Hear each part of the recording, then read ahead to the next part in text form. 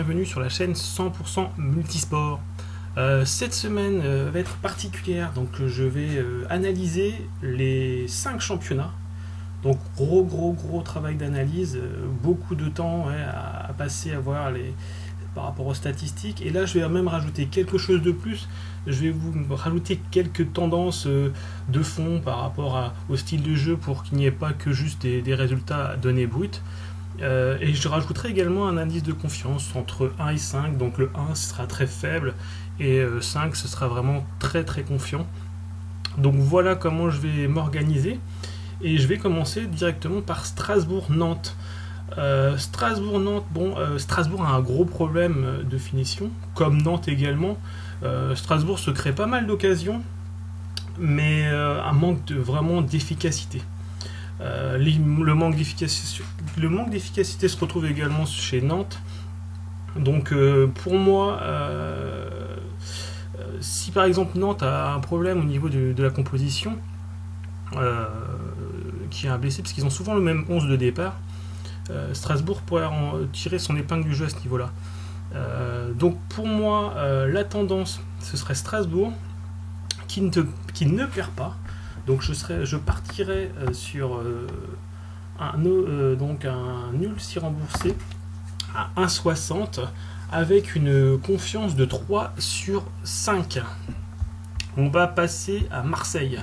Marseille-Montpellier. Marseille-Montpellier, on aurait tendance à avoir des buts par rapport à leur style de jeu qui sont placés vraiment sur l'offensive. Les deux se créent beaucoup d'occasions, il y a assez de la faiblesse défensive. Mais Montpellier et Marseille ont vraiment deux visages différents. On voit que Marseille était un peu fébrile à domicile, Montpellier est plus solide à l'extérieur, donc ce serait plutôt un style à pas avoir spécialement beaucoup de buts, parce qu'on a vu une avalanche de buts Marseille contre Monaco. Mais on voit que les bookmakers ne se trompent pas. Ils voient un over à combien alors l'overbut, excusez-moi, je ne le trouve pas. Donc à 1,88.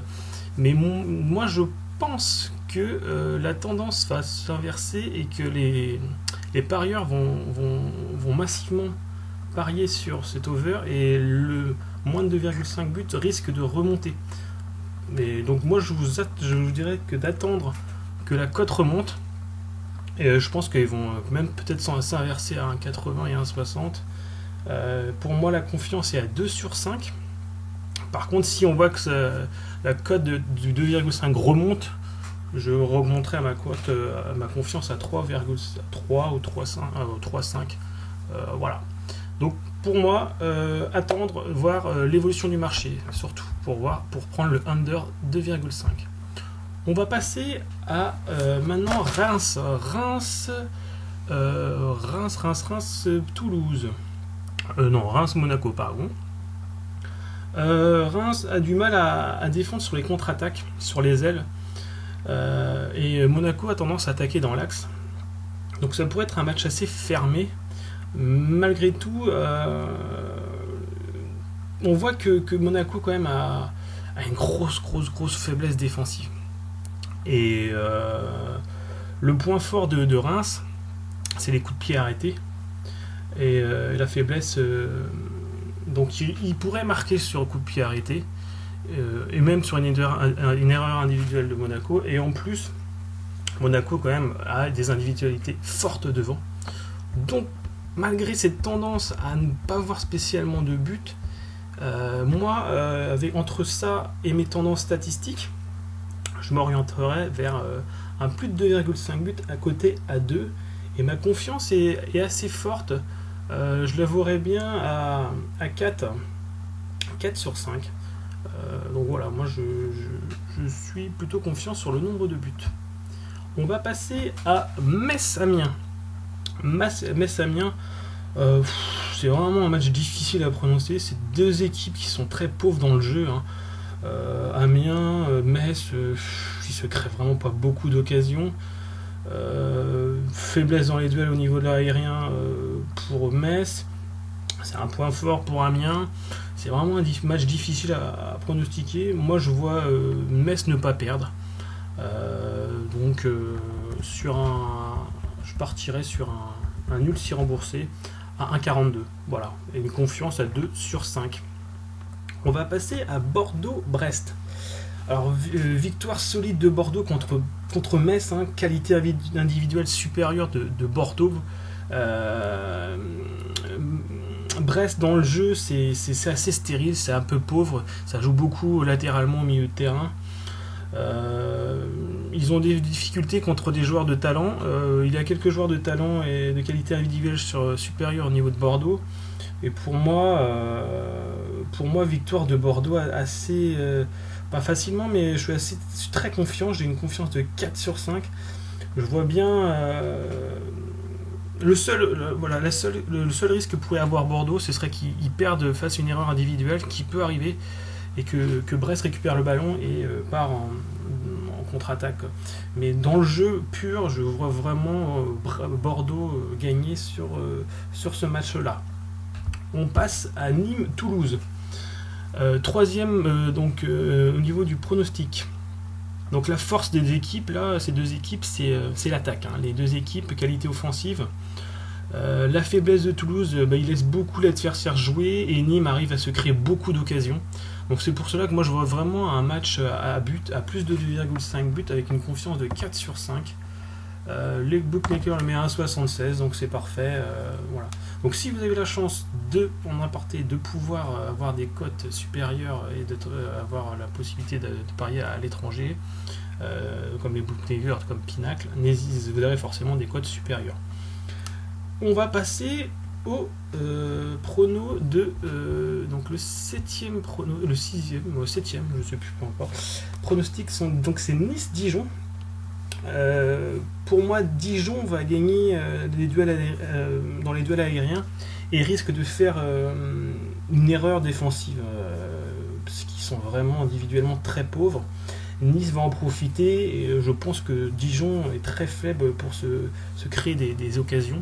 Donc une victoire 1-0 ou 2-0 de Nice avec une belle confiance de 4 sur 5. Donc à 1,75, ce serait parfait.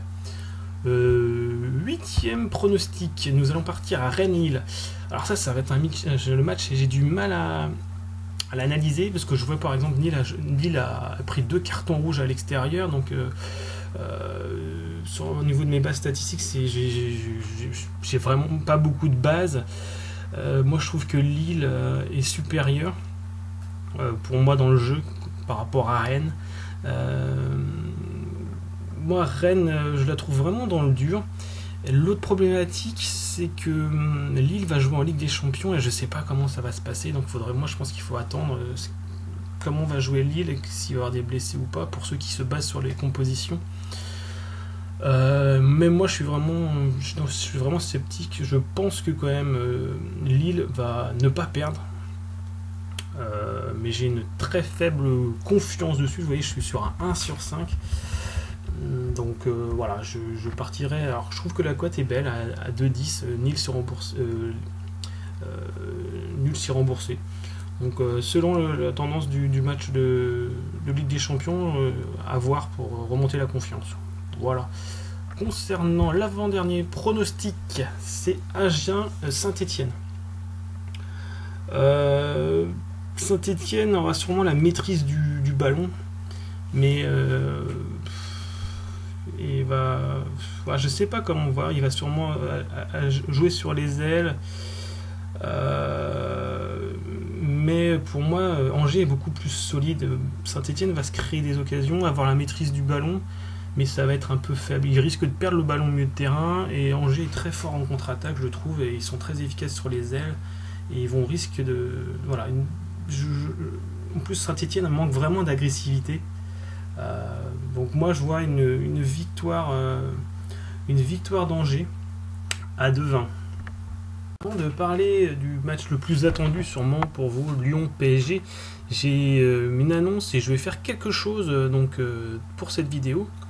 Je vais mettre en commentaire les 10 matchs que je vous ai fait en analyse et vous direz si vous avez trouvé ça positif, c'est-à-dire si vous trouvez que mon analyse est bonne, que vous partez sur ce pronostic également, donc vous mettrez un pouce. Si vous trouvez qu'il est négatif, N'hésitez pas à mettre un pouce vers le moins, ça c'est pas grave.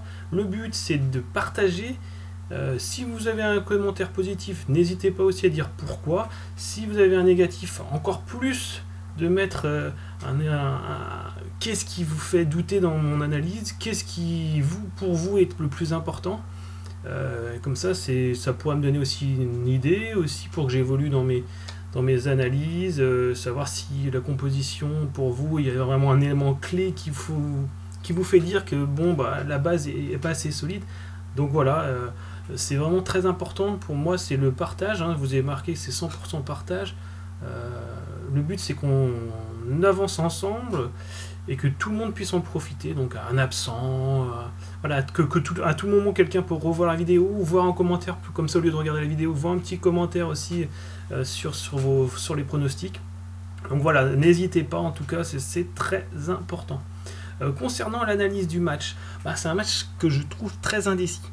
Pourquoi c'est deux équipes qui jouent sur la possession de balle. Donc pour moi, bon, Paris sera supérieur à ce niveau-là parce qu'ils ont des talents individuels supérieurs. Au niveau offensif, c'est deux équipes qui normalement sont portées vers l'avant, mais bon, on voit que Paris, Lyon, c'est pas ça. Bon, on peut comprendre pour Paris parce qu'il manque quand même des éléments forts comme Mbappé, Cavani. Par contre, Lyon, bah, il se crée des occasions, même Fils de Paille, des fois, bon, c'est un peu quand il veut, il ne se sent pas vraiment incorporé dans l'équipe. Pourtant, c'est vraiment un très bon joueur, quand on le voit dans l'équipe nationale des Pays-Bas.